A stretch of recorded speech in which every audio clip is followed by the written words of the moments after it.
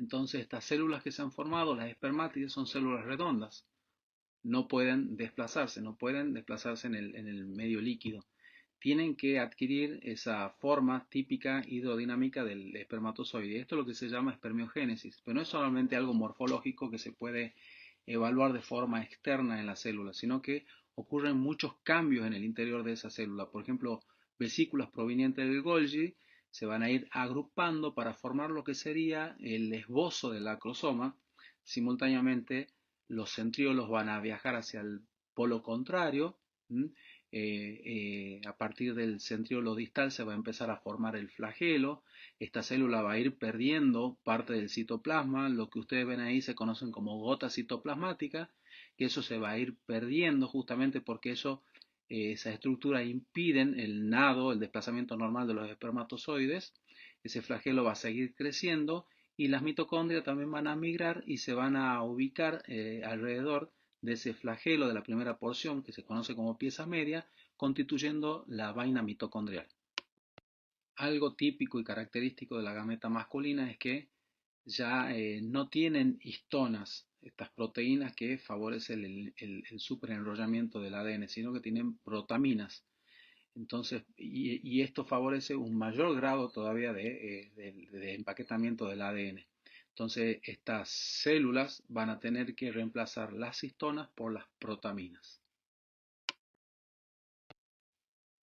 Bueno, en el epidídimo se puede reconocer claramente una cabeza, un cuerpo, ¿sí? Y una cola. Entonces, el epidídimo presenta un único tubo de 5 a 8 metros que comunica el conducto eferente con el conducto deferente.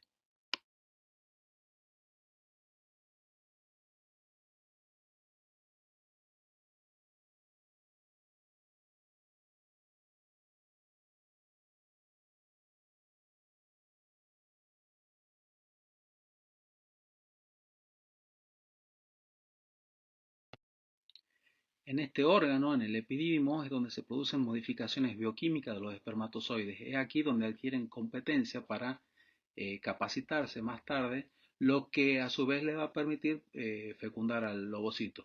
Si hacemos un corte transversal de estos túbulos, de este único túbulo que es el que conforma el epidídimo, podemos encontrar en la luz del epidídimo los espermatozoides y en el epitelio, ¿sí? Se pueden observar claramente estereocilias.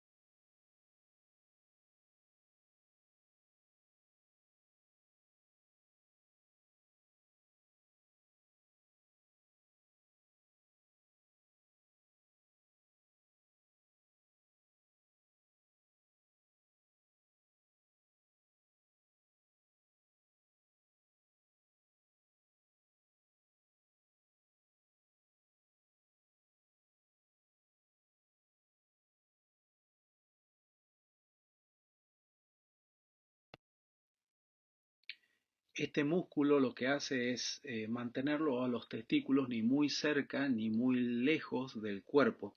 Recuerden que la temperatura fisiológica, los 36 grados y medio, los 37 grados, impide la espermatogénesis. Entonces, este músculo lo que hace es mantener esos testículos a 2 grados menos de la temperatura corporal.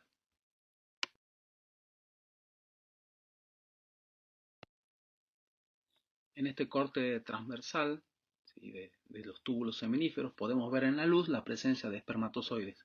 Y esta liberación de los espermatozoides de este epitelio germinal es lo que se llama espermiación.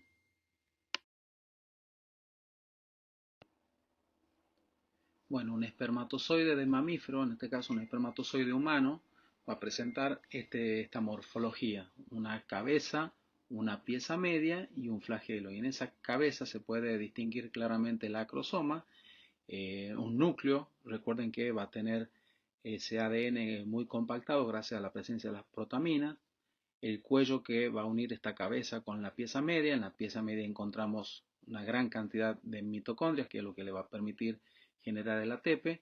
Y finalmente el flagelo, ¿sí? Si nosotros hacemos un corte transversal de ese flagelo, podemos encontrar una distribución normal, como muestra la imagen de la izquierda, de los microtúbulos. Pero existen pacientes, existen varones que tienen espermatozoides sin movimiento. Entonces, cuando se le hace una microscopía electrónica y se estudia ese patrón de los microtúbulos, podemos llegar a encontrar esta imagen de la derecha, una distribución anormal de esos microtúbulos que impide el movimiento de los espermatozoides.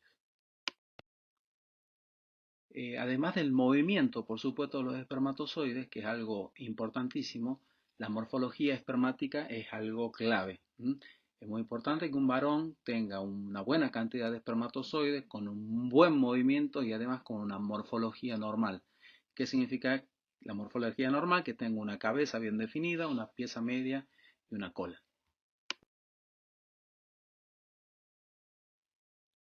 Cuando hacemos una tinción, que es un Papa Nicolau de estos espermatozoides, podemos empezar a encontrar algunas alteraciones, como por ejemplo la gota citoplasmática que no debería estar presente.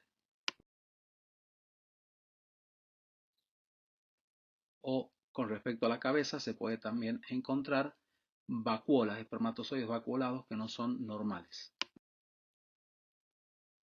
Cabezas duplicadas o espermatozoides bicéfalos, que por supuesto no es algo normal. La presencia de defectos en la cola, ¿sí? El espermatozoide no debería tener una cola enrollada como muestran estos dibujos o estas fotografías tomadas al microscopio óptico.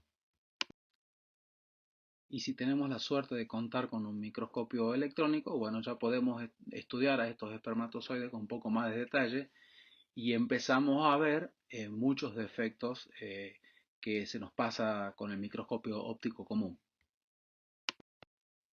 ¿Cómo se lleva a cabo la regulación hormonal de la espermatogénesis? El hipotálamo libera los factores liberadores de gonadotrofina, a su vez la hipófisis va a liberar estas dos hormonas, la FSH y la LH. La FSH va a tener injerencia sobre las células de Sertoli, que a su vez va a favorecer la espermatogénesis, ya habíamos estudiado de qué manera, y la LH va a actuar a nivel de las células de Leydig, que va a favorecer la liberación de la testosterona. Además, la hormona del crecimiento tiene un efecto directo sobre las células de Sertoli que son sumamente necesarias para que se lleve a cabo la espermatogénesis de una manera correcta. Las células de Sertoli van a producir inhibina, otra hormona que va a inhibir la liberación de las gonadotrofinas, y las células de Leydig obviamente van a producir testosterona que va a tener un feedback negativo a nivel de la hipófisis como del hipotálamo. Entonces habíamos mencionado que los espermatozoides son los responsables de determinar el sexo del futuro embrión. Entonces, si ese espermatozoide cuenta con el espermatozoide Y, se va a formar un cigoto XY. Esto va a dar lugar, y gracias a la presencia de una región homóloga diferencial, que es el gen para la determinación del sexo presente en el cromosoma Y, que se forme el esbozo de los testículos, en donde se van a encontrar las células de Sertoli que por un lado van a generar el factor inhibidor mulleriano, inhibiendo los genitales femeninos, es decir, van a inhibir la formación de los genitales femeninos. Por otra parte, las células de Leydig van a sintetizar la testosterona, que va a favorecer la formación de conductos deferentes, epidídimos, conductos deferentes, vesículas seminales y conducto eyaculador. Y por otro lado, la dihidrotestosterona, que es mucho más fuerte que la testosterona, va a favorecer la formación del pene, del escroto, la próstata y de la uretra.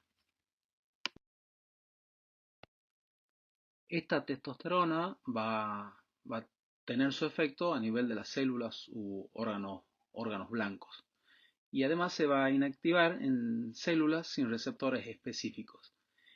¿Qué pasa? En algunos varones que están excedidos de peso tienen un porcentaje elevado de grasa, de tejido graso, y estas células presentan una enzima que es la aromatasa. Entonces la testosterona, por acción de la aromatasa, puede llegar a transformarse en estrógeno, lo que le produce a un varón lo que se llama ginecomastia.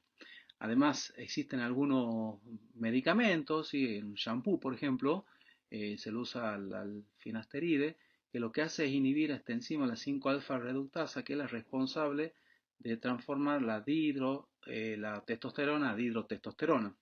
Entonces, muchas veces se lo usa para la caída del cabello, pero obviamente tiene un efecto secundario que es la disminución de los espermatozoides. Habíamos mencionado entonces que la testosterona puede actuar sobre órganos blancos o células y favoreciendo, bueno, en este caso la presencia del vello facial, aumento de la musculatura, el ancho de los hombros, aumento de la estatura, crecimiento de testículos y de pene, el vello púbico y en axila, cambio de voz y la presencia de una piel grasa y acné. Esto es parte de la fisiología y lo van a estudiar con más detalle justamente en fisiología, pero la FSH lo que hace es actuar directamente sobre el epitelio germinativo, favoreciendo la espermatogénesis y el aumento de túbulos seminíferos.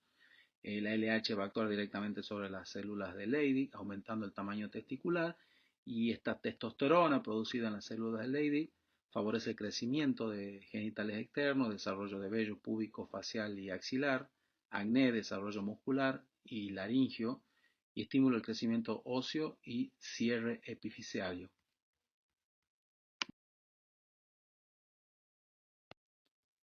Los varones, después de los 40 años, empezamos a perder un 1% de esa testosterona año tras año.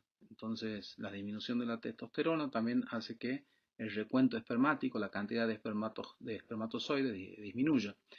Existen ciertos anabólicos también, una testosterona exógena, que lo que hace directamente es actuar sobre ese epitelio, impidiendo la formación de los espermatozoides y por ende disminuye notablemente el recuento espermático. ¿Cómo es la espermatogénesis en anfibios? Bueno, hablando sobre la anatomía, es muy diferente a la que veníamos viendo hasta ahora. Los testículos están en íntima relación con los riñones y una vez que, para poder liberar los espermatozoides, estos animalitos lo hacen junto con la orina. Y acá participan, bueno, los conductos espermáticos que están directamente, favorecen la relación entre los testículos y los riñones.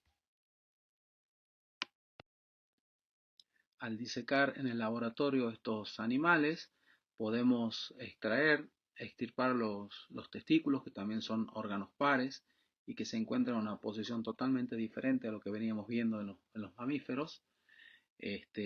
Y al dislacerar, al romper estos órganos con bisturíes, podemos encontrar la presencia de nidos, que es donde se van formando dichos espermatozoides.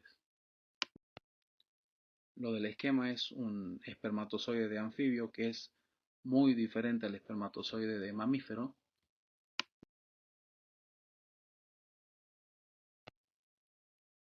Bueno, este es el espermatozoide de anfibio, bastante distinto al de mamífero. Se puede reconocer claramente una cabeza, en donde se observa el acrosoma, y un perforatorium, que es una estructura necesaria para que el espermatozoide pueda fecundar al ovocito.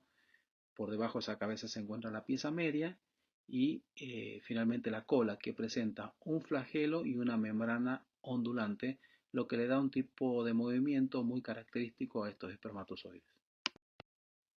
Quizás el día de mañana ustedes trabajen en biología de la reproducción y les toque, bueno, manipular este tipo de muestras, donde pueden encontrar espermatozoides humanos o espermatozoides de rata, de otro roedor, de la chinchilla, o bien un espermatozoide de toro. Fíjense la diferencia en la morfología. Quizás el día de mañana ustedes trabajen en biología de la reproducción y les toque, bueno, manipular este tipo de muestras, donde pueden encontrar espermatozoides humanos o espermatozoides de rata, de otro roedor, de la chinchilla, o bien un espermatozoide de toro. Fíjense la diferencia en la morfología.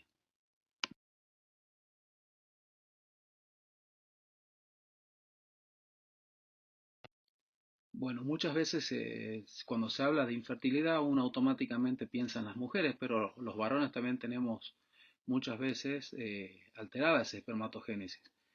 Una de las causas muy comunes es la streptorquidia, en donde los espermatozoides no bajan a esa bolsa escrotal y por ende no están a una menor temperatura y no se lleva a cabo correctamente esa espermatogénesis. O bien la presencia de varicoceles, venas en el cordón espermático, que no impide que fluya correctamente la sangre, aumenta la temperatura en ese testículo, disminuye las concentraciones de oxígeno y eso hace que no se generen los espermatozoides de una manera correcta.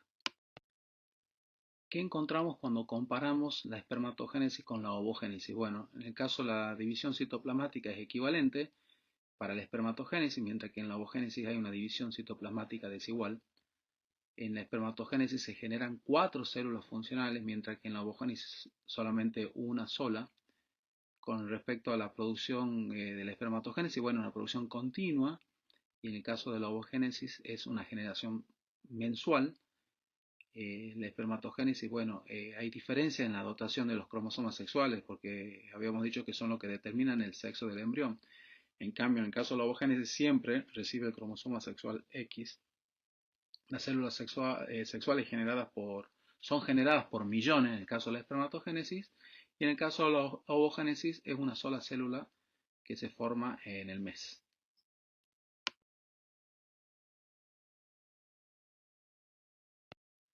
El semen es una suspensión de células espermáticas en un plasma seminal que provienen del epirídimo, de los testículos, de las vesículas seminales, la próstata y las glándulas bulbouretrales. Y en tal sentido, las vesículas seminales secretan aproximadamente 1 mililitro de líquido alcalino, la próstata secreta un líquido ácido, el ácido cítrico, y las glándulas bulbouretrales un líquido translúcido y viscoso. Un varón sano desde el punto de vista de la fertilidad tiene un volumen de eyaculado igual o mayor a 1,5 mililitros y en ese volumen debería haber aproximadamente 15 millones de espermatozoides por mililitro. En el tracto reproductor masculino se secretan factores decapacitantes y estos factores evitan que los espermatozoides adquieran capacidad fecundante de manera prematura. Fisiológicamente es lo ideal porque evitan que los espermatozoides empiecen a activarse, empiecen a moverse y de esa manera gasten el ATP que va a ser tan necesario más adelante para que pueda encontrarse con el ovocito.